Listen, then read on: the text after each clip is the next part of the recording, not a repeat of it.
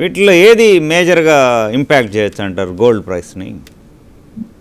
50% Britannia biscuit packet ఉంది.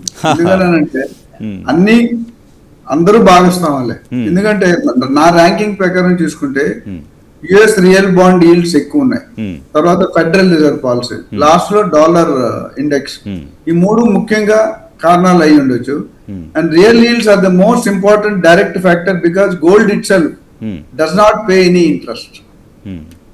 అది చూసుకుంటే కానీ మీరు ఇంకా టైం తక్కువ ఎక్కువ చెప్పట్లేదు. Higher gold real yields generally create pressure on gold prices.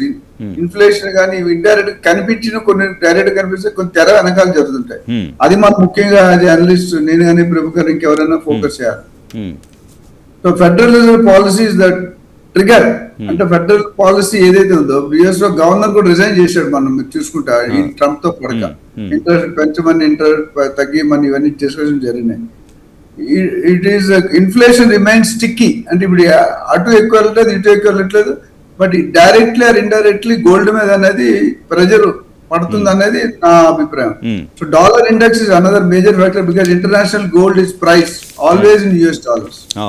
US dollar కి ఇప్పుడు ట్రంప్ మెయిన్ అంటే ప్రెసిడెంట్ అవగానే నాకు తెలిసి లాస్ట్ ఇయర్ April 25 నుండే మన ఇండియా మీద కత్తి పెట్టాడు, పేక మీద కత్తి పెట్టాడు. నువ్వు ఎలా పెరుగుతావు, నీ ఎంత చూస్తావు, నువ్వు నా కాళ్ళ కింద చెప్పులా ఉండాలనే ధోరణిలోనే వెళ్తారు. వాళ్ళ own country citizens are not happy.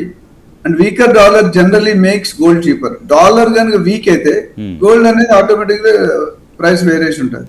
2026 market movements లో federal expectations and dollar are already creating major gold volatility. అంటే హైలీ ఇప్పుడు స్టాక్ మార్కెట్ హైలీ వాలెటైల్ అంటారు, రియల్ ఎస్టేట్ కొంచెం స్లోగా ఉంది. ఇప్పుడు గోల్డ్ మార్కెట్ కూడా ఎప్పుడైతే ఆభరణాల కింద కాకుండా ఇన్వెస్ట్మెంట్ రూపంలో చూస్తారో గోల్డ్ లిస్టులోని ద ఇంపాక్ట్ అనేది చాలా పెద్దది. Geopolitics temporary override, అది పర్మనెంట్. యుద్ధాలు ఎప్పటికే ఉండవు, ఇవాళ కాదు రేపు కదా.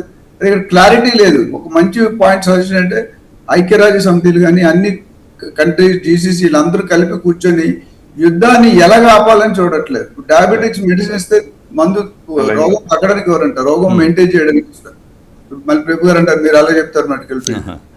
సో నా పర్సనల్ ఎందుకంటే డయాబెటిక్ తగ్గిపోవడానికి మెథడ్స్ ఉన్నాయి, but lot of people see how it can maintain, it cannot increase కన్నా చూస్తారు. తగ్గడానికి ఎక్కడ మందులు లేవు అంటున్నారు. మేబీ మన నాగేశ్వర్ గారు డాక్టర్ ఉన్నారు, చూస్తే ఆయన చెప్తున్నారు కొన్ని ఆపరేషన్ మంచి హ్యూజ్ అమౌంట్ పెడితే డయాబెటిక్ మొత్తం పోతుందని. అది ఎంతవరకు ప్రూవ్ అవుతుందో లేదో అనేది తెలియదు.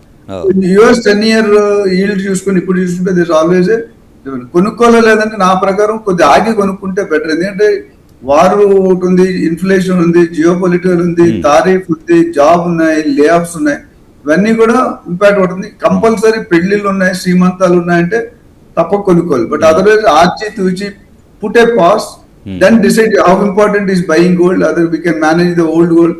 ఇన్ఫ్లో ఆఫ్ ఫారెన్ ఎక్స్చేంజ్ మనకి ఎక్కువ ఉండాలి. మనకి outflow foreign crude oil, petrol plus gold చూసుకుంటే మేజర్ ఫారెన్ ఎక్స్చేంజ్ అవుట్ఫ్లో అవుతుంది. మనకి ఎప్పుడైతే ఇన్ఫ్లో ఎక్కువ ఉంటుందో మనకి బెనిఫిట్. రైట్ అండి. ప్రభు గారు, ఇప్పుడు ఏడాది చివరికి $6,000 ఉంటుంది, 2027 అయితే 6,300 వరకు వెళ్ళొచ్చు ఔన్స్ బంగారం అంటున్నారు. సో రూపీ టర్మ్స్లో ఎంత ఉండొచ్చు సార్ తులం బంగారం అప్పటి ఆ అంచనా నిజమైతే కనుక? అంటే కన్వర్షన్ లో మనకి 185, 182, 183 దాకా ఎక్స్చేంజ్ లో వస్తుంది. బయట సార్ చెప్పినట్టు 189 ఆ రేంజ్ లో. సో నెక్స్ట్ మళ్ళీ మీకు అన్నట్టు చేస్తే 2,10,000 దాకా వచ్చే అవకాశాలు ఉంటాయి. 2,00,000, 2,10,000 దాకా. అంటే గోల్డ్ ఇమీడియట్ గా అంత వస్తుందని కాదు, ఓవర్ ఏ పీరియడ్ గోల్డ్ అది కూడా ఫెడ్ వడ్డీ రేట్లకు సంబంధించి అని కూడా అంటే ఎక్స్పెక్టేషన్ తో. ఎందుకంటే నెక్స్ట్ కమింగ్ మిడ్ ఎలక్షన్స్ ఉన్నాయండి.